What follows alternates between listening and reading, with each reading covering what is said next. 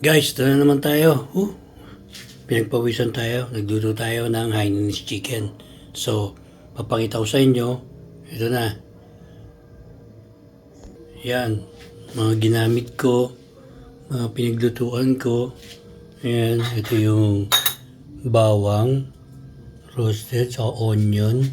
Ito yung morpwa na ginamit ko sa broth. Ito yung chicken broth. So, mixture siya ng iba-iba ingredients. And then, ito yung final result.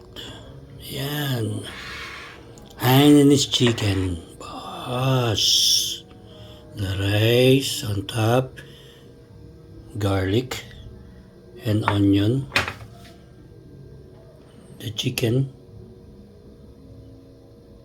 Bok choy.